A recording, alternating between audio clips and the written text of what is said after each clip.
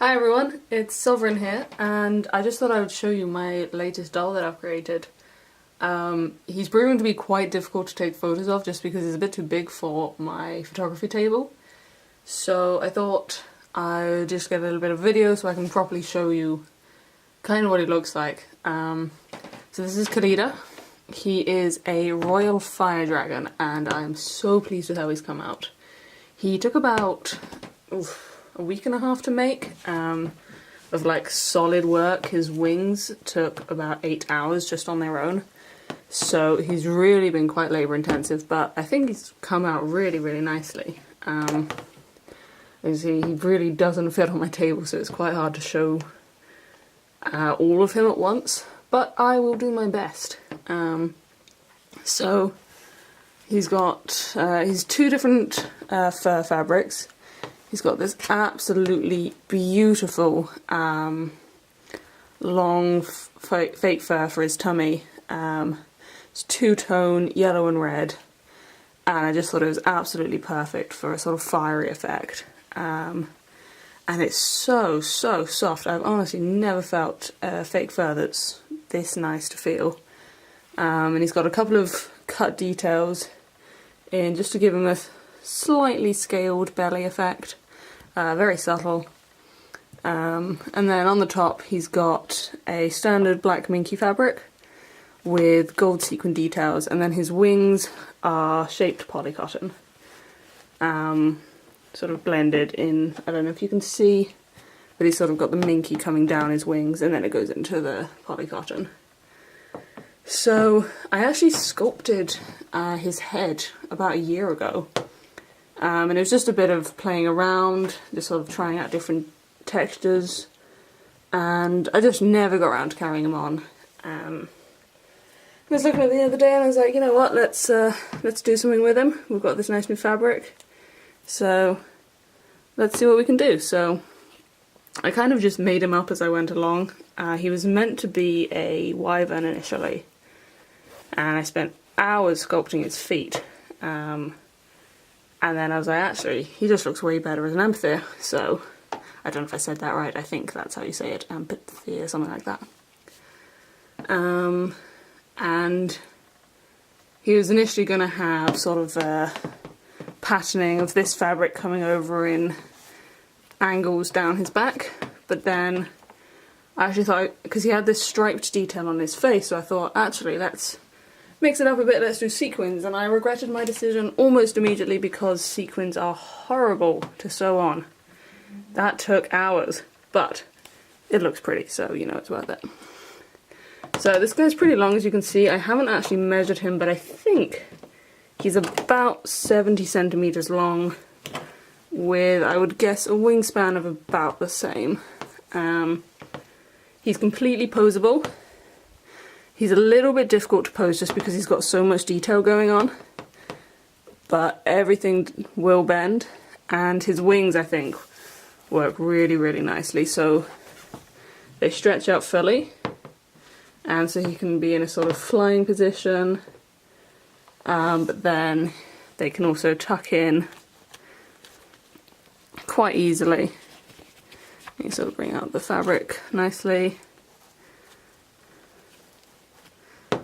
So you can tuck him in so then he can rest down on his wings, kind of, you know, like, well, I'd say like a bat. They don't really walk like that, but you get what I mean. So he stands really nicely on his wings. Then his tail's flexible. Oh, ignore my phone getting notifications. Probably should have put that on silent. So he holds a pose really nicely. He's got a standard aluminium armature in there, so he's really nice and posable.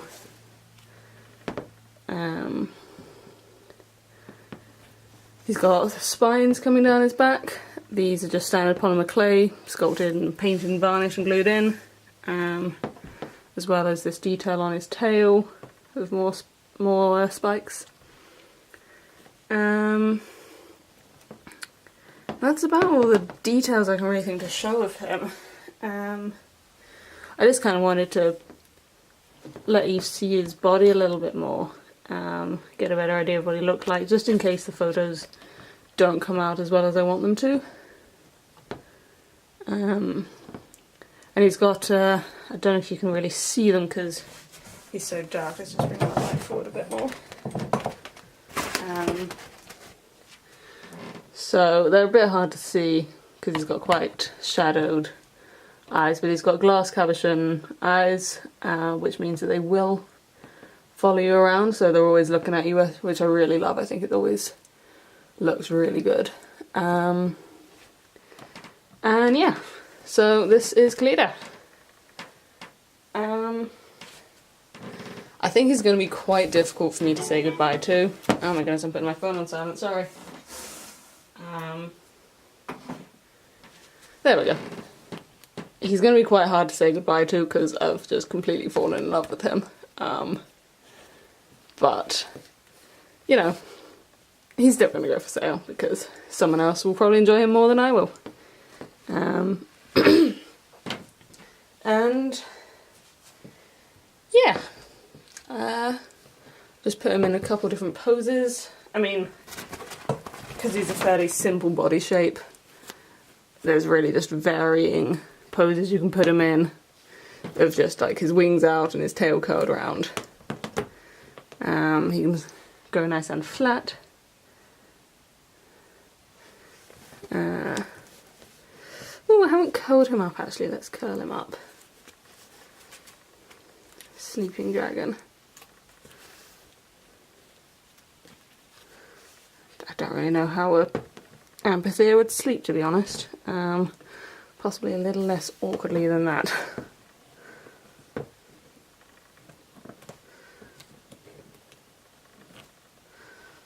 Well, I mean, I don't know if that's how they'd sleep, but you know, it looks kind of cool. You can see he kind of bundles up into quite a small space actually. I just love the gold stripe down him. Nightmare to do, but worth it. And get your top down view as well. So yeah, I'll try and get lots of photos, and I'll add a couple of the finished photos to the end of the video. He will be for sale on my Etsy shop as well. I'll put the link in the description. And check out my other videos to see more dolls. I'm trying to get properly into the hang of showing my dolls on YouTube because I think it just makes them a little bit easier to see, really. I think it kind of gives you an idea of what they're really like if you are thinking of buying them. It's nice to have a better look at what you're buying, really. So yeah, subscribe if you like seeing more of these. I'm also planning on doing some tutorials soon, if I can get around to it. So, you know, keep an eye out for that if you're interested in seeing how they're made. And yeah, like and comment and have a good day. Bye!